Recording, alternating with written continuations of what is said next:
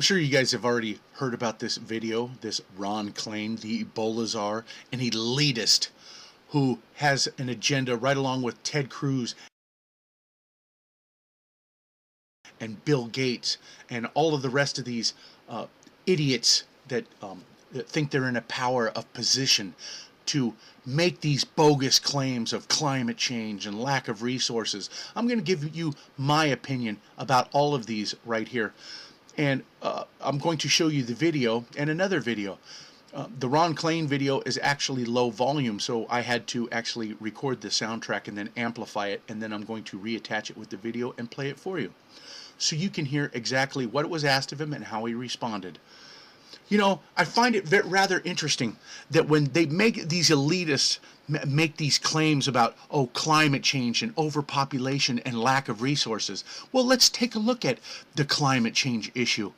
How do they explain the ice age of 13,000 years ago and the ice age that disappeared? It wasn't because of man that made the ice age change, or that took away the ice. So obviously it's a natural state of events that take place geologically. It's a geological event that happens every so many thousands of years. The climate is going to change. It's just the way it is. It has nothing to do with the amount of population that's on this planet. And if it did have anything to do with the climate change was actual reality, you could blame it on the governments of this planet. China, the United States, Russia, with their industrial ages and the overuse of coal as fuels to actually create these gas emissions, these emissions that may have tainted the atmosphere, or whatever your reasoning is that you claim this climate change is going on, then I guarantee you that it would be behind these governments and not the people. And the people should not be the ones that are the focus of the change needed to change climate. But obviously I've pointed out to you that climate change is a natural geological event. And just to prove a point here, this is a map by Piri Reis, a Turkish admiral, back in 1513. And as you can see here, this right here is South America, and this is Antarctica. And the whole coastline of Antarctica, and it shows you that there are actually land masses and waterways through Antarctica. Now, yes, it's true. This Turkish admiral did say that his information, or the map that he created, came from older maps that predated even himself. So my point is that ice was not always there, and it wasn't man or any kind of climate change created by man that made ice appear or disappear from Antarctica to begin with. So your claims that it's the people that are causing the issue are bogus, and it's a lie. Now let's talk about the resource situation that Ron Klain talks about. Another thing to place blame to the governments of the world. You know, the United States, in front and center of the media back in March, April of this year, is the Bundy Ranch situation. And we got to see with our own eyes about how much land the federal government was grabbing up and placing into the care of the BLM and calling them public lands. Do we realize how many ranchers that we were exposed to that actually got taken out of business behind these land grabs? And imagine all of the other ranchers that we don't know about that even predate that we got to see. All of those land grabs up there, Nevada, Arizona, Utah, Wyoming, all of those, there used to be a huge amount of ranching that went on, and all of those land grabs took that all away, and now we have a beef price skyrocketing. There are other countries that used to rely on our beef production. Japan was one of them, even though Japan creates their own Kobe beef, Japanese beef, right? Well, they also relied on us, and then we had that issue with the mad cow disease, and then they said, oh, we're not taking your beef, and blah, blah, blah. You already know the story. But anyway, my point is that our government is the one causing the lack of resources. Farming. How many farms were going on back in the day, way back in the day, and then the government started paying some of these farms subsidies not to create crops. Wait a minute, do you realize how many farms could actually be supplying crops to other countries and making money, but yet the government starves off or chokes off production so that other people can't be fed? And you want to sit there with your elitist ideals about how the population needs to be reduced because of lack of resources. No, the governments need to be taken out. The governments need to be removed from this complete idiocy that they're, and the bogus claims that they're making. It's bogus. These other countries like China, oh well. Then there's the story supposedly of the defense minister, whatever, China, talking about how they need to broaden their land grabs because of how China's too small for their population, or how their water is tainted, and yada yada, so on and so forth. It's your government, the one that caused it.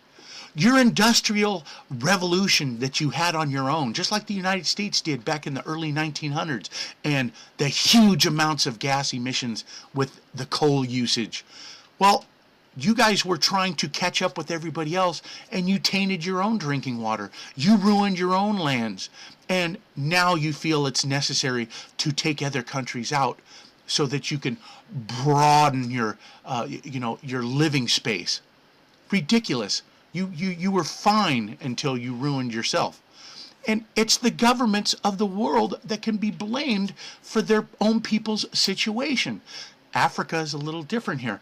You have other, because they don't have the defenses like these other major countries like Russia, China, United States, Iran, so on and so forth.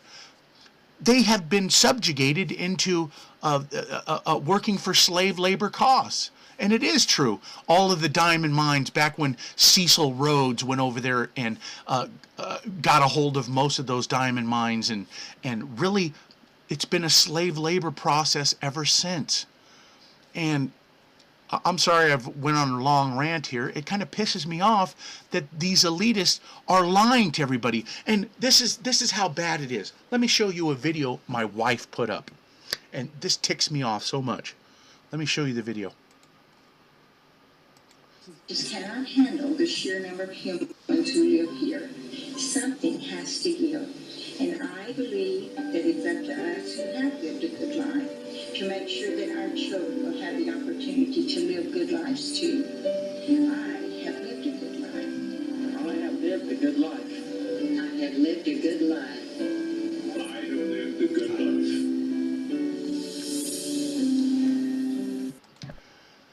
How many elitists out there, how many of the powers that be the puppet string pullers are willing to actually sacrifice themselves for the betterment of humanity? Not a single frickin' one of them are ready to step up. Bill Gates is getting up in age now. Is he ready to call it quits like these other people here that you see in this Agenda 21 infomercial? If it's even really true. They were probably paid to say it. Why? To talk other people into having these type of mentalities that, oh, I've lived a good life. You may have lived a good life, but you haven't lived a full good life. And that's the problem. Why should you be the one to sacrifice, and when they're not willing to sacrifice? I already seen these crazy ass non-sacrificial moves by these elitists dating back from even the Revolutionary War, when there was conscription going on, where, oh, I don't want to go fight, I don't want to die, I got too much money, so I'll pay my slaves, and I'll pay these guys right here at conscription to go fight the battle for me. They have never been one to sacrifice shit for anybody. And yet they want to come up here and tell everybody how everything needs to change because it's our fault? No, it is the governments of this planet's fault.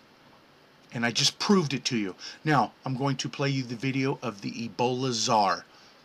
And you listen to his words, And he is not, he's an elitist. He shouldn't be in the positions that he's in as Ebola. How can you use Ebola and depopulation or population issue in the same sentence? It just doesn't jive, and it doesn't work.